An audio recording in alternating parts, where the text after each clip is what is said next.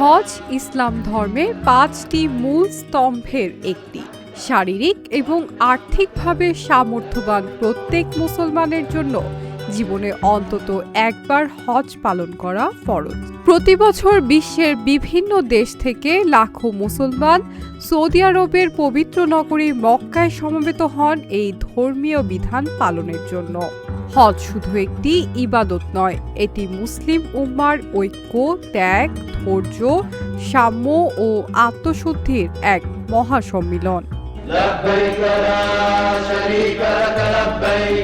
ইসলামের ইতিহাস অনুযায়ী মহান আল্লাহর নির্দেশে হজের বিভিন্ন আনুষ্ঠানিকতা প্রবর্তিত হয় ইব্রাহিম আলাইহিসসালাম, তার স্ত্রী হাজেরা এবং পুত্র ইসমাইল আলাইহিসসালামের ত্যাগ ও পরীক্ষার স্মৃতিকে কেন্দ্র করে।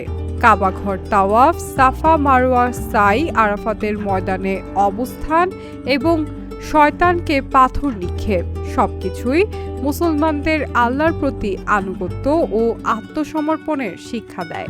বিশেষ করে আরাফাতের ময়দানে অবস্থানকে হজের মূল রুকুন হিসেবে বিবেচনা করা হয়।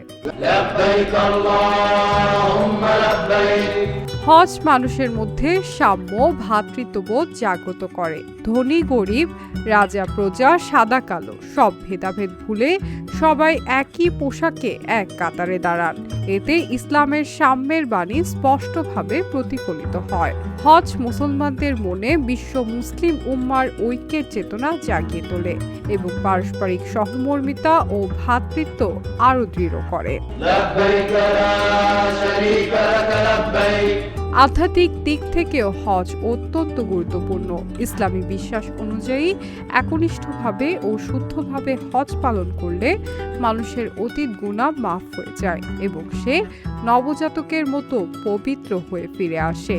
তাই মুসলমানদের কাছে হজ আত্মশুদ্ধি এবং নতুনভাবে জীবন শুরু করার এক অনন্য সুযোগ। বর্তমান বিশ্বে হজের গুরুত্ব আরও বেড়েছে। বিভেদ, সংঘাত এবং ভোগবাদী সমাজ ব্যবস্থার মধ্যে হজ মানুষকে সংযম, ধৈর্য, সহনশীলতা এবং মানবতার শিক্ষা দেয়। ধর্মীয় দৃষ্টিকোণের পাশাপাশি সামাজিক এবং নৈতিক শিক্ষার ক্ষেত্রেও হজ মুসলমানদের জীবনে গভীর প্রভাব ফেলে। তাই হজ শুধু একটি ধর্মীয় আনুষ্ঠানিকতাই নয়, এটি আত্মিক উন্নয়ন, মানবিক মূল্যবোধ এবং বিশ্ব মুসলিম ঐক্যের এক মহান প্রতীক। শাইনি আলম চৌধুরী, ঢাকা জার্নাল।